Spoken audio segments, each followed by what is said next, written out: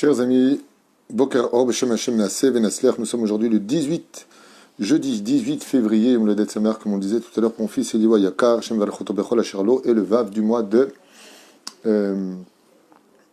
Adar. Bezrat Hashem, ce soir, c'est la Iloula de Moshe Rabbeinu, Zain Be'adar, selon la Masoret, Bezrat Hashem Itbarach, Veniske, Venir'e, Venishwat, Venerhamot. On parlera de Moshe Rabbeinu, Me'et Hashem Haïtazot. J'avais prévu de parler de nos sages racontes aujourd'hui, mais on va parler de la Iloula de Moshe Rabbeinu Alav Shalom.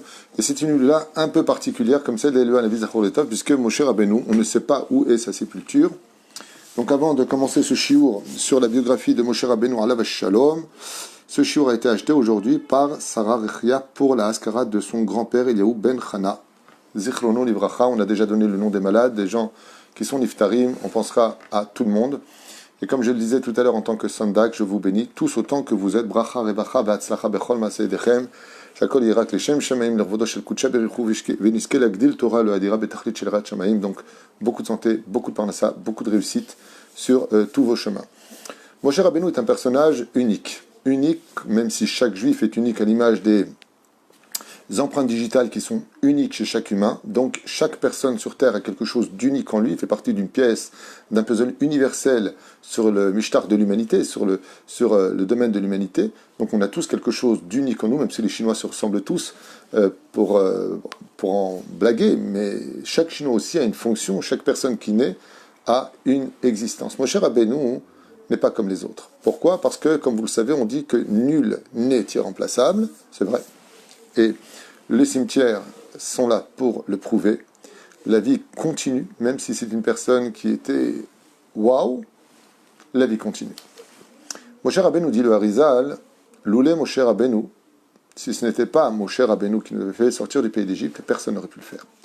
La Gemara nous dit que, effectivement, Ezra Sofer aurait été digne, mais ça ne veut pas dire parce qu'il est digne qu'il aurait été celui qui aurait été choisi. Moshe est irremplaçable. Par rapport à des réincarnations, par rapport à des sphirotes, Hod Venetzach, sur lesquels Moshe se balade avec son frère Aaron, entre Hod Venetzach, il fait partie de quelque chose d'unique dans l'histoire. Et sa particularité a fait de lui, justement par rapport au premier cours qu'on vient de faire, le pourquoi de sa vie. Alors moi, ce que je vous propose, c'est de faire un petit récapitulatif, pendant un quart d'heure, de la biographie de Moshe Rabbeinu Alav Shalom. Un petit récapitulatif très intéressant pour ceux qui veulent écouter Bezrat Hashem. Alors vous savez que Moshe Rabbeinu est né, selon une marloquette, à savoir le 6e mois de son Héraïon, de sa grossesse. Il y en a qui disent le 9e mois. Une marloquette à savoir quand est-ce qu'il est venu au monde. Mais ce qu'il faut comprendre avant, c'est que la naissance et la conception de Moshe Rabbeinu vient d'un interdit de la Torah. C'est souvent comme ça, c'est quand ta femme est nida qu'elle ovule après. Eh bien, là où le rocher existe, l'obscurité existe, eh bien, la lumière vient. Et si vous posez la question, comment se fait-il que Moshe Rabbeinu vient lui-même d'un interdit ? C'est tout simplement parce qu'il venait naître dans la situation de l'état psychologique du peuple d'Israël. On était arrivé au 46e, à l'époque, degré d'impureté, jusqu'à ce qu'on ait atteint le 49e degré d'impureté. Et quel est cet interdit de la Torah qui a fait, en fin de compte, entacher la naissance de Moshe Rabbeinu, pour laquelle Al-Pisod, il ne pourra pas rentrer en Eretz Israël, parce que Eretz Israël a été donné après le don de la Torah, Moshe est avant le don de la Torah, et ça va lui faire un bug. Comme par exemple, Yaakov qui a épousé 2 sœurs, à Haran, et qui rentre en Eretz Israël. On voit que Rachel meurt dès qu'elle rentre en Eretz Israël, parce que en Eretz Israël, par contre, c'est une terre qui est très, très précieuse sur le domaine de la Torah et des mitzvot, parce que la terre d'Israël a été créée pour ça, le ring sur lequel on va faire toutes les mitzvot de la Torah, donc 80% sont attachés à la terre d'Eretz Israël, c'est la terre d'Eretz Israël. Mais la reine, pour cela, eh bien, Moshe Rabbeinu ne pourra pas rentrer en Eretz Israël parce qu'il vient d'un interdit d'Eoraïta. C'est une des raisons, j'en connais 10 ou 12 pour lesquelles il n'est pas rentré en Eretz Israël, mais une des raisons pour lesquelles il ne pourra pas rentrer en Eretz Israël, c'est tout simplement parce qu'il vient d'un interdit de la Torah. Et cet interdit de la Torah nous dit, dans les 613 mitzvot de la Torah, que si un homme divorce de sa femme, que sa femme se marie avec un autre homme, dont elle divorcera, elle ne pourra pas épouser son premier mari. Et c'est exactement ce que va faire Yocheved, la mère de Moshe Rabbeinu, va divorcer, comme va l'exiger à l'époque Amram, le père de Moshe Rabbeinu, et donc va épouser un homme dont elle va tomber en plus enceinte. Et elle va avoir 2 jumeaux qui vont naître de cette union, qui s'appellent Eldad et Medad, qui ne sont autres que les demi-frères de Moshe Rabbeinu, qu'on verra plus tard dans la Torah, les itnabot, c'est-à-dire ils vont faire des prophéties en disant Moshe met et Yoshua machnis. Moshe meurt et c'est Yoshua qui rentrera les enfants d'Eretzraël. Et pourquoi Dafka Eldad et Medad font-ils une telle prophétie en disant Moshe meurt et Yoshua fait rentrer en Eretzraël? Parce que justement, Eldad et Medad, eux, viennent d'une union cachère parce qu'elle a divorcé, elle s'est remariée 3 mois plus tard avec un autre homme sous les conseils de sa fille qui a dit à son père, je ne suis pas d'accord avec le fait que tu aies dit aux enfants d'Israël de divorcer parce qu'on jetait les premiers-nés à l'époque dans le Nil. Donc, qu'est-ce qu'a dit Amram, chef du Sanhédrin? Il a dit, si le décret du ciel que Dieu permet, c'est de tuer les enfants qui viennent au monde, à quoi ça sert de les amener au monde? Oui, les garçons, mais pas les filles, lui dit Myriam, et Dieu, il ne faut pas rentrer dans ses comptes. Nous, on fait ce qu'on a à faire, et Dieu fait ce qu'il a à faire. Qu'est-ce que va faire Yocheved, la mère de Myriam? Elle va écouter Myriam parce qu'elle sait que Myriam est prophétesse, et donc va s'unir à un autre homme, et elle va tomber enceinte, comme ça l'explique le Sefer Imrechen, entre autres. Il y en a beaucoup qui l'expliquent, mais en tout cas, le Sefer Imrechen, il est explicite là-dessus. Et elle va tomber enceinte de 2 jumeaux qui vont devenir 2 prophètes plus tard, et qui vont dire, Moshe meurt. Tu ne rentreras pas en Eretz Israël. Pourquoi Dafka, ils viennent de cette union-là? Parce que Yocheved va divorcer du père de Eldad et Medad et réépouser, chose strictement interdite par la Torah, Amram, et là elle va tomber enceinte de Moshe Rabbeinu.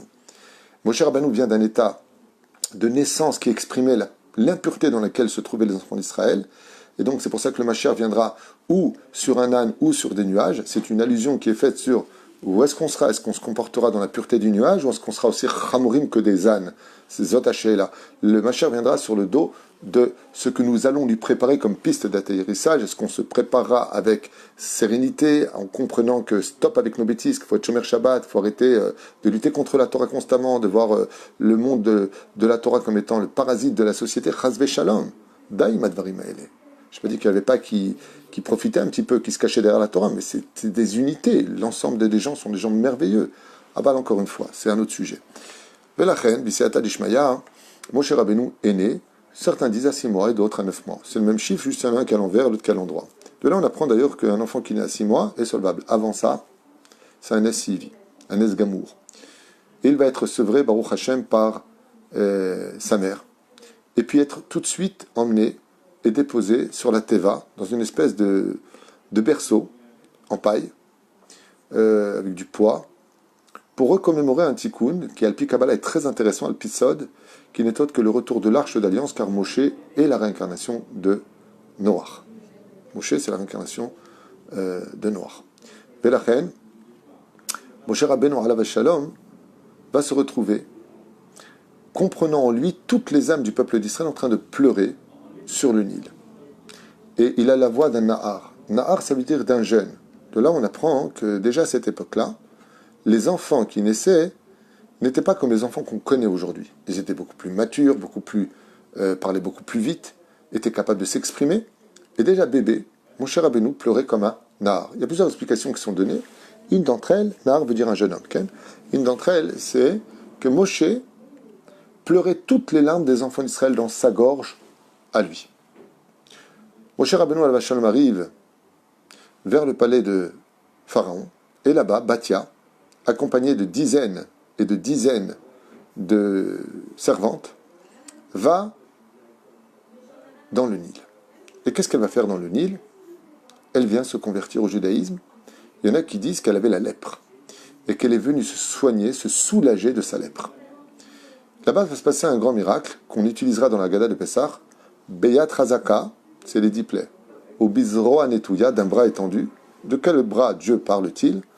Eh bien, il parle du bras de Batia, mère adoptive de Moshe, fille de Pharaon, qui va vouloir attraper le berceau de Moshe et qui va avoir un miracle où sa main va s'allonger de plusieurs coudées. Il y a une marque de savoir combien de coudées. Il y en a qui disent 16 mètres, il y en a qui disent 8 mètres, il y en a qui disent, il y en a qui disent. C'est pas important. Ce qu'on sait, c'est qu'il va se passer un miracle, c'est que sa main va s'allonger. C'est-à-dire, vous y croyez pas, c'est un autre problème. Mais en tout cas, c'est ce que dit le Midrash. Et elle va attraper ce berceau. Quand elle va attraper ce berceau, il faut savoir que Batia, Aléa Shalom, cette grande sadéquette, on l'appelait Batia, qui veut dire la fille de Dieu. Il y en a qui disent, parce que Pharaon se prenait pour Dieu, il l'appelait Batia. Il y en a qui disent que c'est le nom de sa conversion, qu'avant elle ne portait pas ce nom-là. C'était Nefertiti, Nefertari, j'en sais rien. Mais en tout cas, dans la Torah, on va lui donner ce nom Bat Yutke, la fille de Dieu. Vous vous rendez compte? Rabbi Ishmael ben Isha est appelé le fils de Dieu, Rabbi Yitzhak ben Berdisha est appelé le fils de Dieu, Et il n'y a pas des millions qui ont été appelés. La fille de Dieu, Bat-Ya, la fille d'Hachem. Pourquoi? Parce qu'elle avait tout. Elle était princesse d'Égypte. Et elle a voulu adhérer au judaïsme parce qu'elle voyait le peuple d'Israël qui souffrait. Elle a voulu s'identifier à eux. Elle a dit, moi je veux être comme ce peuple. Et en secret, elle est partie se convertir.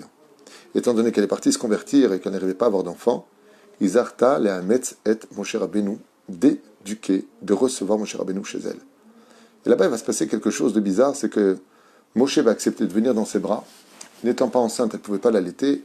Et donc, Batia va demander à une nourrice égyptienne de bien vouloir donner son sein, qui était donc elle-même venait d'accoucher, à cet enfant qui venait de l'être.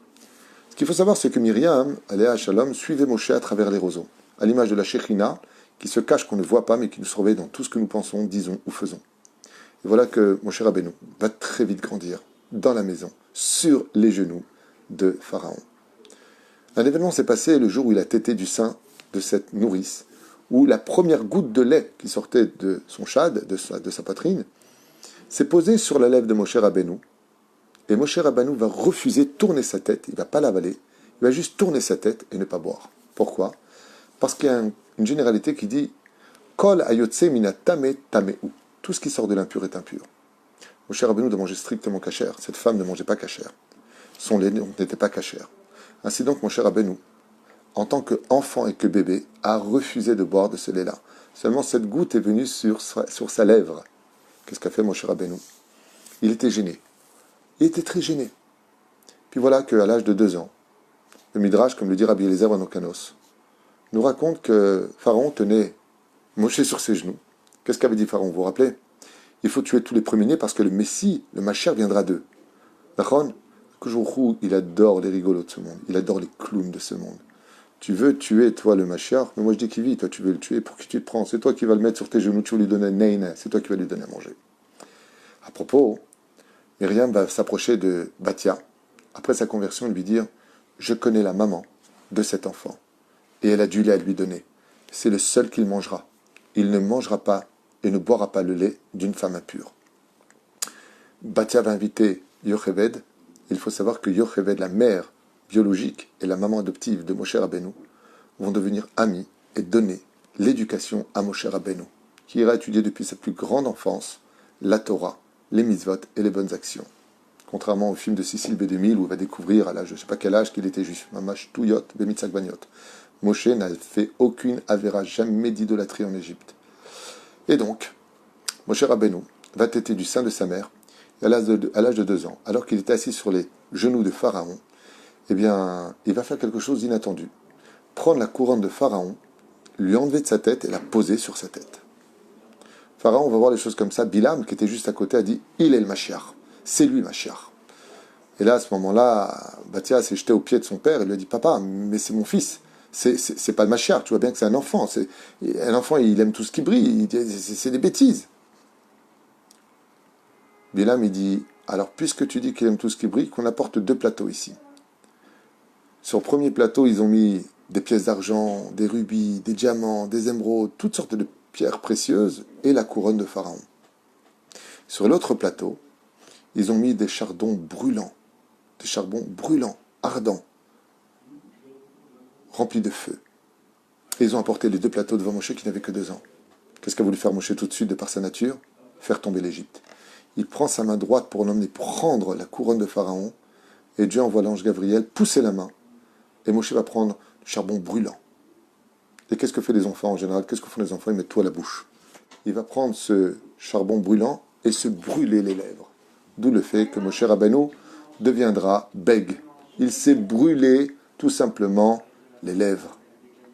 Chazal nous disent, pourquoi Dieu laisse faire une telle chose? Si Moshe n'a ni fauté, qu'il est si unique que ça, pourquoi en viendrait-il à se brûler les lèvres? Chazal, ils disent que d'abord c'était nécessaire pour le peuple d'Israël qu'il reste pour l'instant caché, mais il fallait surtout qu'il brûle la goutte de lait qui était tombée sur sa lèvre, car c'était la seule façon de la cachériser. Et étant donné que Moshe devait réserver ses lèvres pour la pureté absolue du don de la Torah et de donner la Torah aux enfants d'Israël, Torah Tzivalan Moshe Morachak Yaakov, tant qu'il y avait cette tache de goutte de lait qui venait d'une femme impure, il ne pouvait pas donner la Torah. Et qu'est-ce qu'a fait Hachem?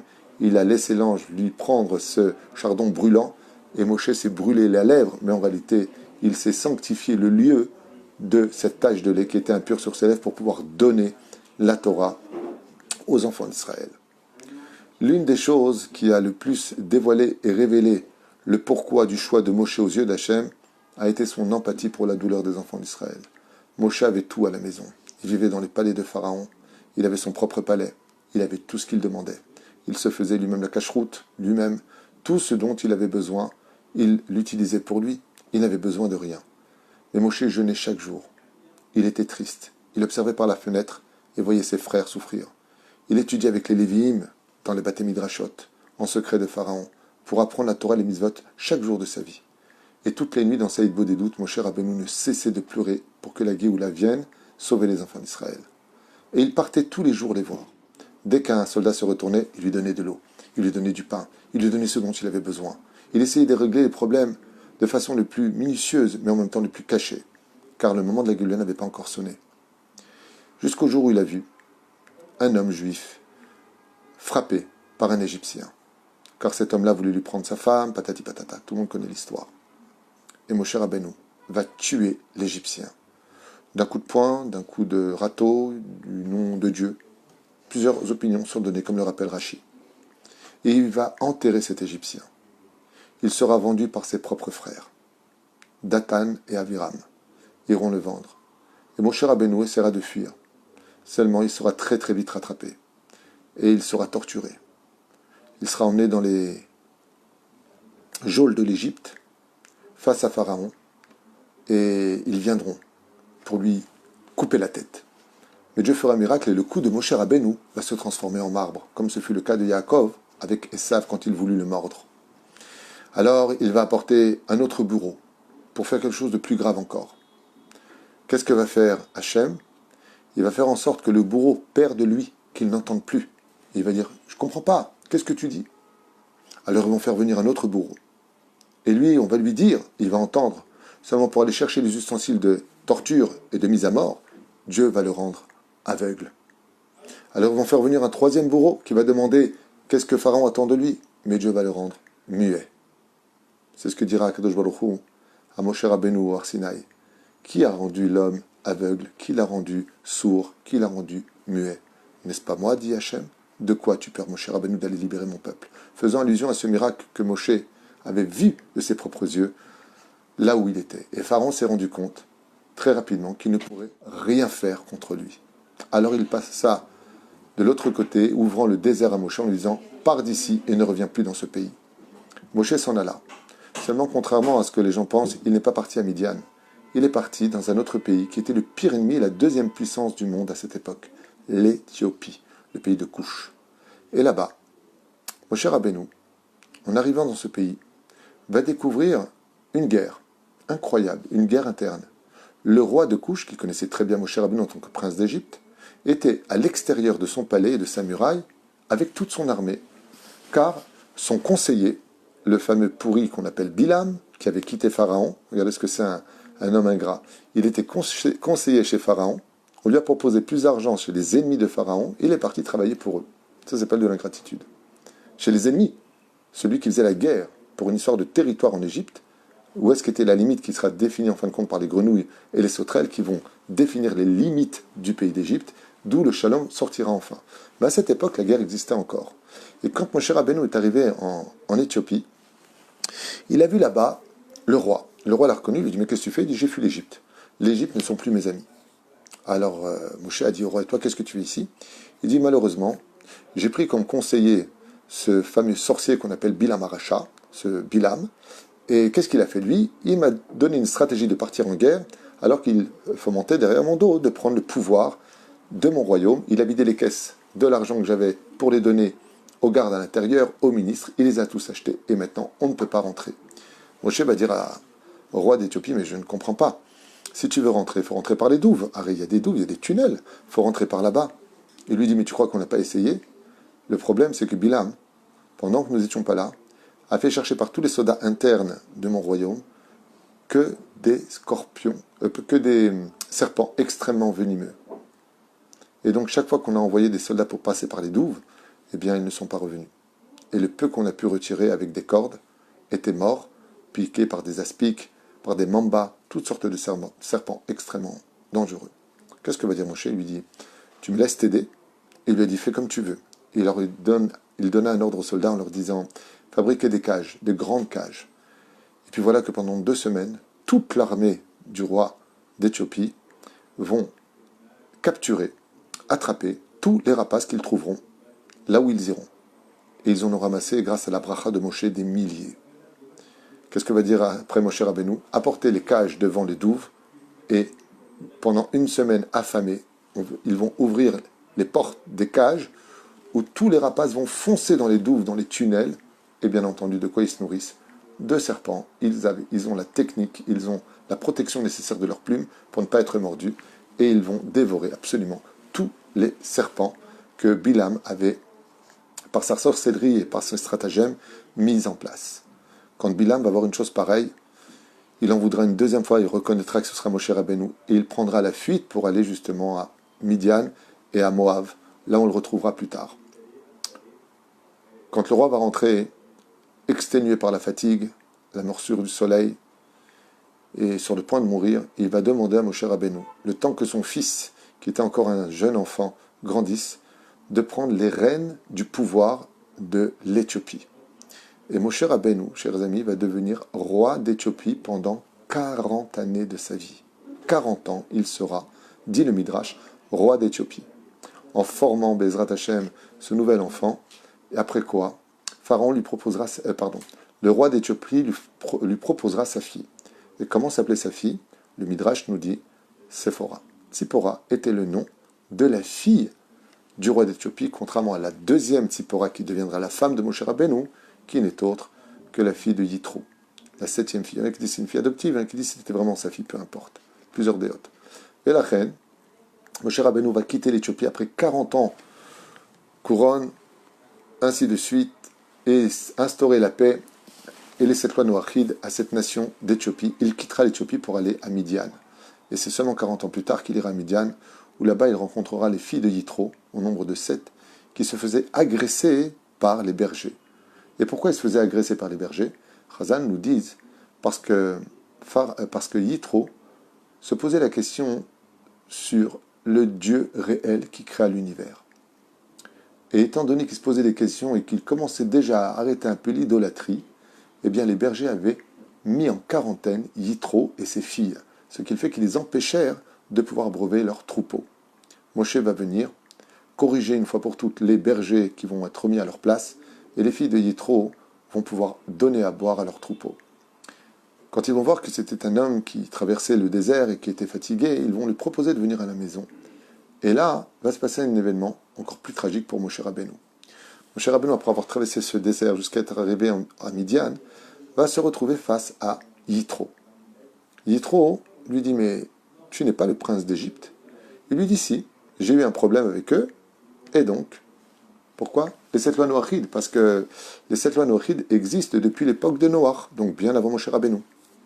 Et le monde était géré par les 7 lois noachides. Les non-juifs, comme les juifs, étaient assujettis aux 7 lois noachides, et après le Har Sinaï, pour les juifs, 613 mitzvot plus 7 des rabbins. Velachen, Moshe Rabbeinu va se retrouver face à Yitro. Qu'est-ce que va faire Yitro? Il va ordonner qu'on arrête Moshe Rabbeinu et va le jeter en prison pendant 10 ans de sa vie. Il y a 50 ans qui sont partis de la vie de Moshe Rabbeinu, 40 ans roi d'Éthiopie, puis maintenant 10 ans en prison. Tzipora, qui avait une âme extrêmement élevée, qui était haute de stature comme Moshe, la Gemara dans Shabbat nous dit que la grandeur de Moshe faisait 5 mètres, 10 coudées. Et Tzipora était très grande aussi selon les Parshanim, puisqu'on dit que Moshe avait pour l'équivalent sa femme. Tzipora était comme Moshe Rabbeinu, mais kol aprinot. Elle était kedosha, elle était pure, elle était.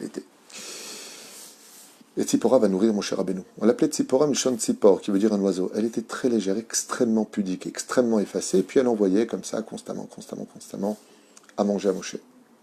Jusqu'au jour où on entendra une voix qui sortit du puits, et puis Yitro dit, c'est bizarre, mais il y a quelqu'un dans le puits encore? Et Tzipora lui dit, je crois qu'il y a Moshe, que tu as jeté il y a 10 ans en arrière. Il dit, mais c'est pas possible, comment elle peut vivre après 10 années dans un trou noir, au fond, à 20 mètres de profondeur?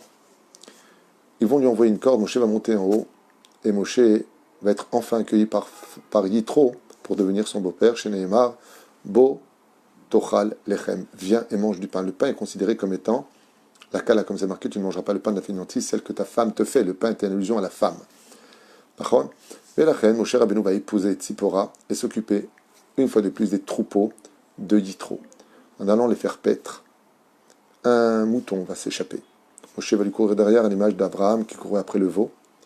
Et puis quand il comprendra que le mouton l'avait emmené vers la montagne du Sinaï, il y découvrira Kadosh Baruch Hu, qui lui demandera d'ôter ses chaussures et d'écouter la mission qui lui était attribuée, pour laquelle il était venu au monde, faire de grands prodiges au nom de Dieu, faire connaître le nom d'Hachem à travers les 10 plaies, corriger l'Égypte du mal qu'il a fait à Israël, sortir ce peuple pour la première fête du judaïsme, la fête de Pessah, à travers les 2 mitzvot, celle de la Brit Mila, le sang, et celle de l'agneau pascal qu'on appelle le Korban Pessah, pour lequel nous allons, Baruch Hashem, sortir, rencontrer la mer Rouge, Bezrat Hashem, pour vivre ce miracle incommensurable de ce qu'on appelle Shevi'i, Shel Pessah, le 7e jour de Pessah, pour ensuite manger de la manne, nous purifier de l'intérieur, boire de l'eau du puits de Myriam, devenir en bonne santé, Bezrat Hashem, les aveugles vont retrouver la vue, les sourds, retrouver l'ouïe, les muets, retrouver la parole, ceux qui n'avaient pas de pieds vont retrouver leurs pieds. Tout le monde sera complet pour recevoir la Torah qui Temima, Torah Hashem Temima. Et Meshivat Nafesh, la Torah étant intègre, ne manquant rien en elle, elle est capable de rendre intègre celui qui l'étudie. Et ainsi, Moshe Rabbeinu Bezrat Hashem deviendra leader du peuple d'Israël pendant 40 ans dans le désert, pour atteindre ses 120 ans, où il mourra sur la montagne de Nevo, enterré juste en face de Baal Péor, pour renaître de nouveau le Zayin Be'adar. Car il est né le Zayin Be'adar, il est mort le Zayin Be'adar, il est revenu à la vie le Zayin Be'adar.